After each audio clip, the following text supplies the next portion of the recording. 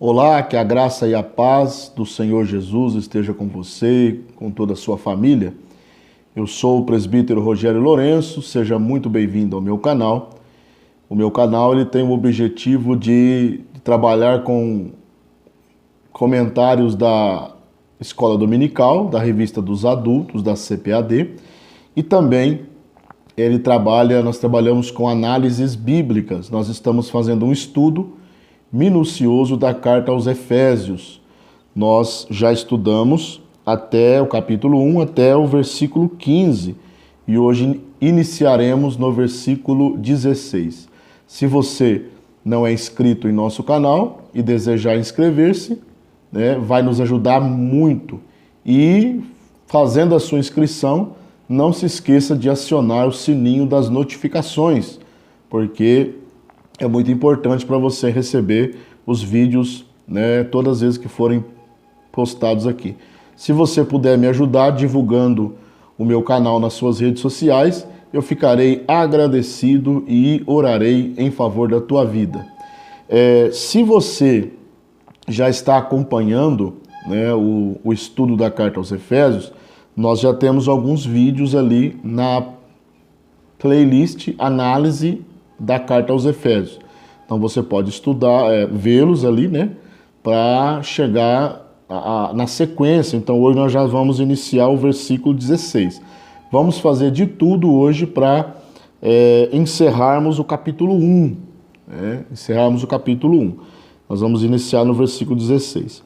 Então no versículo 16, Paulo começa dizendo assim: não cesso de dar graças a Deus por vós, lembrando-me de vós nas minhas orações. Então nós vemos aqui Paulo, ele se importava e se interessava e achava necessário orar em favor da igreja em Éfeso. Lembrando que nós estudamos no início desta análise da carta aos Efésios, que a carta aos Efésios é uma das cartas intituladas Cartas da Prisão. Então Paulo ele estava preso, possivelmente em Roma, e ali ele orava em favor da igreja em Éfeso. E uma coisa interessante na oração de Paulo é que ele não cessava de dar graças a Deus pelos Efésios.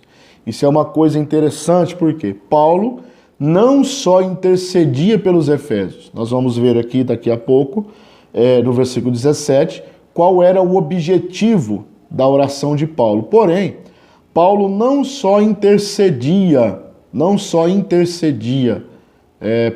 pela igreja em Éfeso, mas também orava dando graças, ou seja, agradecendo a Deus pela vida dos Efésios, pelos irmãos em Éfeso, pela igreja em Éfeso. Lembrando que nós comentamos no vídeo passado, o versículo 15, que nós precisamos fazer uma ligação, nós temos que cortar o vídeo para não ficar muito grande, separar em vários vídeos, mas nós não podemos perder essa ligação do versículo 15 com o versículo 16. Então no versículo 16 Paulo fala, eu ouvi sobre a fé que vocês têm no Senhor Jesus e também do amor para com todos os santos. Então, sabendo disso, eu oro a Deus, agradecendo a Deus, dando graças a Deus pela vossa vida. O versículo 17, nós temos o objetivo da oração de Paulo. Ele diz, para que o Deus de nosso Senhor Jesus Cristo, o Pai da glória, vos dê em seu conhecimento o espírito de sabedoria e de revelação. Então aqui nós temos o objetivo da carta de Paulo. Quando nós lemos o comentário da Bíblia Pentecostal, do saudoso Donald Stamps, nós vemos o seguinte, ele escreve o seguinte, página 1810, no comentário do capítulo 1, 16 até o 20, ele diz assim, é que os crentes, a oração de Paulo era para que os crentes recebam mais sabedoria, revelação e conhecimento a respeito dos propósitos redentores de Deus para a salvação presente e futura, e experimentem um poder mais abundante do Espírito Santo na sua vida. Então aqui nós vamos seguir, né, a leitura daqui a pouco. Nós vamos ver que o objetivo da oração de Paulo era para que eles recebessem, né, mais conhecimento, né, através da sabedoria e da revelação. Mas conhecimento do quê? Dos planos de Deus, né? Eu disse nos vídeos anteriores que a carta aos Efésios é uma das cartas mais profundas sobre revelação de Paulo. Então Paulo vai revelar recebe esta revelação e vai escrever o mistério que estava oculto no plano de redenção de Deus. Então agora Paulo vai orar para que eles tenham esse conhecimento, eles tenham essa visão, este conhecimento mais aprofundado dos planos redentores de Deus, para o plano de Deus, para a salvação deles, né? Então diz aí agora o versículo 18, e tendo iluminados os olhos do vosso entendimento, para que saibais qual seja a esperança da sua vocação e quais as riquezas da glória da sua herança nos santos. Uma coisa que eu acho interessante aqui é que Paulo, ele ora, né, pedindo a Deus que os olhos do conhecimento dos irmãos em Efésios sejam iluminados. Nós sabemos muito bem que o ser humano precisa de uma revelação de Deus para ser salvo, né? Eu não vou entrar nesse detalhe aqui, na mecânica da salvação, no processo que se dá a salvação, porque senão o vídeo fica muito grande e não é o nosso objetivo aqui, né? Mas quando nós vamos olhar a mecânica da salvação, o homem, segundo Efésios 2 e 1, né? O homem, o crente, estava morto em ofensas e pecados. Então, o homem morto, ele precisa de uma intervenção do Espírito Santo, para que esse conhecimento, esse entendimento seja iluminado. Nós vemos na carta aos Coríntios, né, se eu não me engano, na segunda carta aos Coríntios, no versículo 4, no capítulo 4, e no versículo 4 diz que o Deus desse século, ele cegou o entendimento dos incrédulos. Então, esse entendimento a respeito do plano redentor de Deus precisa agora ser iluminado. Então é por isso que Paulo diz, tendo iluminados os olhos do vosso entendimento. É como se fossem os olhos espirituais, vamos dizer assim, né? Os olhos do entendimento, para que saibais qual a esperança da vossa vocação. Ou seja, ele está dizendo, igreja de Éfeso, vocês foram eleitos. No versículo 3 do capítulo 1, 4, vocês foram eleitos. No versículo 5, vocês foram predestinados. E agora, vocês precisam ter os olhos iluminados, os olhos do entendimento, para que vocês entendam qual é a esperança da vossa chamada, qual é a esperança da vossa vocação. Isso é interessante, né? O versículo 19, aí o versículo de número 18, ainda fala, né, que para que saibais qual seja a esperança da vocação e quais as riquezas da glória, da esperança nos santos. Ou seja, o que é que a igreja, qual é o mistério de Deus para a igreja, né? Quais as riquezas da glória que nos espera. Então Paulo, ele se preocupa com isso, né? Ele ora para que saibais qual a esperança da vossa vocação e para que saibais quais são as riquezas da glória, da herança dos santos. Ou seja, da sua herança nos santos. Então, a igreja de Éfeso, ela fazia parte de um plano, como a igreja hoje faz parte de um plano. Esse plano tem uma vocação, uma chamada. Então Deus nos chamou né, para sermos eleitos nele. Nos chamou para conhecermos quais são as riquezas da herança que nos espera. Então, esse é o versículo 18. Agora, o versículo 19 diz o seguinte: qual a sobreexcelente grandeza do seu poder sobre nós, os que cremos, segundo a operação da força do seu poder. Então aqui, Paulo, ainda nós vemos, né, nós podemos notar o resultado da oração de Paulo. Eu dou graças a Deus por vocês, né? Eu oro para que vocês tenham os olhos do vosso entendimento abertos, iluminados, para vocês entenderem qual a vocação de vocês, qual é a herança que vos espera, a herança espiritual que vos espera. E também para que o poder de Deus opere em vocês. Então aqui nós temos uma expressão na Almeida Corrigida que é sobreexcelente. Então, e qual a sobreexcelente grandeza do poder de Deus. A palavra sobreexcelente aí, no grego, é hiperbalo, ou seja, é algo que tem supremacia, é algo extraordinário. Então é a mesma coisa de Paulo está dizendo assim, para que vocês conheçam qual a extraordinária grandeza do poder de Deus sobre nós.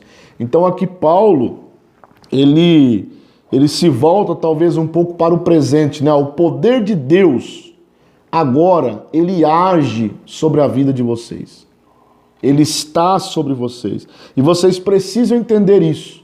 Ele está sobre a vida de vocês. A sobreexcelente grandeza do poder de Deus está sobre vocês, né? Por quê? Porque ele opera na força do poder de Deus. Então, Paulo, ele vai orando, né? Você nota que Paulo vai orando e ele vai mostrando, orando e rogando para que os efésios tenham uma revelação completa, não só do plano redentor, que Deus já instituiu na eternidade, como também do poder de Deus, que agora opera, né, sobre eles.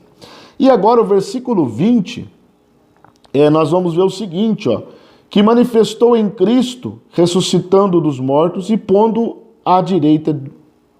à sua direita nos céus. Então aqui nós vemos que esse poder que sobre os efésios estava, né, sobre nós, sobre os que cremos, a sobreexcelente poder, a qual a sobreexcelente grandeza do seu poder sobre nós, esse poder Deus o manifestou em Cristo, ressuscitando-o dos mortos. Aqui nós vemos que a ressurreição de Cristo foi feita pelo poder de Deus. Lembrando que nós não podemos esquecer que Cristo, ele foi verdadeiramente homem, verdadeiramente Deus e verdadeiramente homem. Então, na ressurreição de Cristo, a ressurreição, ela foi pelo poder de Deus. Ela foi manifestada em Cristo pelo poder de Deus. Então, Deus manifestou o seu poder, ressuscitando Jesus dentre os mortos e colocando à sua direita. Versículo 21. Colocando acima de todo principado e poder e potestade e domínio e de todo nome que se nomeia, não só nesse século, mas também no vindouro. Então, o poder de Deus se manifestou em Cristo. O poder de Deus se manifestou em Cristo, ressuscitando dos mortos, colocando-o sobre todo principado, todo poder, todo domínio, e sobre todo nome que se nomeia, hoje, no presente século e também no século vindouro. E sujeitou todas as coisas a seus pés, e sobre todas as coisas o constituiu como cabeça da igreja, que é o seu corpo, a plenitude daquele que cumpre tudo em todos. Então aqui nós temos uma revelação, nós já estudamos no versículo 10, que quando chegar a plenitude dos tempos, determinada por Deus, ele vai fazer congregar em Cristo, ou convergir em Cristo todas as coisas, tanto as que estão nos céus como as que estão na terra. E aqui nós já vemos um vislumbre disso. Cristo sobre os principados, sobre todo o poder, sobre todo o domínio, sobre todo o nome que se nomeia. Filipenses, Paulo vai escrever aos Filipenses e fala que ao nome de Cristo todo o joelho terá que se dobrar e toda língua terá que confessar que Ele é o Senhor. Sujeitou todas as coisas aos seus pés. E aqui no versículo 22 nós temos uma revelação, 22 e 23, interessante, ó. Aqui Paulo vai mostrar Cristo como o cabeça da igreja. O constituiu como cabeça da igreja. Então, quando Deus o ressuscitou dos mortos, Cristo foi colocado sobre todo nome, sobre todo principado, sobre toda potestade. Somente na plenitude dos tempos isso vai se manifestar perfeitamente, que é o versículo 10 do capítulo 1. Porém, ele já está, sobre todo o poder, sobre toda a potestade. Ao nome de Cristo, tudo terá que obedecer. Aí, Cristo agora, Paulo diz que Deus o constituiu como cabeça da igreja. E a igreja como seu corpo. Aqui nós podemos entender o seguinte: Cristo, a cabeça da igreja, ou seja, o comando da igreja. É de Cristo que vem o comando da igreja. Muitos homens, eles pensam que estão no comando da igreja. Não. A Bíblia diz que Cristo é o comando da igreja. Ele é a cabeça da igreja. Então, o comando vem de Cristo. O comando vem dele. Então, vai uma advertência para os pastores, ministros, todos os que pregam, que se dirigem à igreja. Não se esqueçam disso, e eu me incluo nisso. Não nos esqueçamos de que nós não somos donos da igreja, nós somos ministros. A Bíblia diz despenseiros, aqueles que têm a chave da dispensa dos mistérios de Deus. Porém, a cabeça é Cristo, o comando é dele, a ordem vem dele, as instruções vêm dele. E nós só vamos ter um ministério abençoado se nós obedecermos a cabeça. E o versículo 23, para encerrar o capítulo 1, graças a Deus deu tempo, de encerrar o capítulo 1, a igreja é o corpo de Cristo. Então, Cristo hoje age, olha que coisa interessante, Cristo hoje age na terra através do corpo, através da igreja, principalmente na pregação do evangelho. A Bíblia diz, o apóstolo Pedro, em um dos seus epístolas, assim, que os anjos atentaram para esta função, a função de pregar o evangelho. Porém, Deus não permitiu. A função de pregar o evangelho é da igreja. Então, a igreja é o corpo. Então, a igreja é as mãos de Cristo aqui na terra, os pés de Cristo, o corpo de Cristo. Lembrando que o comando do corpo é Cristo. E o corpo é a extensão do poder de Cristo aqui na terra. Então, eu quero deixar para você uma palavra, agora nesse versículo 23, porque existem crentes que eles vivem um sentimento de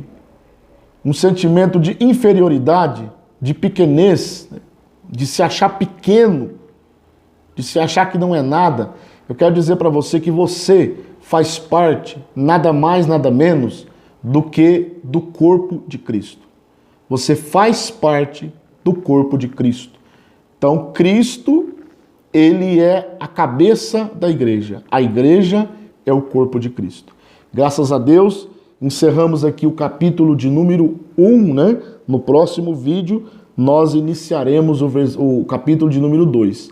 Voltando a dizer, não é inscrito no canal? Gostou do vídeo? Inscreva-se, nos ajude aí, né? Também deixando o seu like, que isso ajuda bastante o canal, né? Porque nós vamos entender que você está gostando do conteúdo. Lembrando que este canal, voltando a dizer, nós trabalhamos com comentários de escola bíblica dominical de adultos, né, da CPAD, e também análises bíblicas. Nós terminamos aqui, vamos fazer análise da carta de Efésios inteirinho. Vai demorar um tempo, mas os vídeos vão ficar gravados na playlist, você pode assisti-los com calma, né? Serão vídeos aí de 15 a 20 minutos, né, para não ficar muito cansativo. Então, quero desejar que esta palavra seja bênção para você, que Deus em Cristo te abençoe, você, sua casa, seu ministério, sua família, e até a próxima.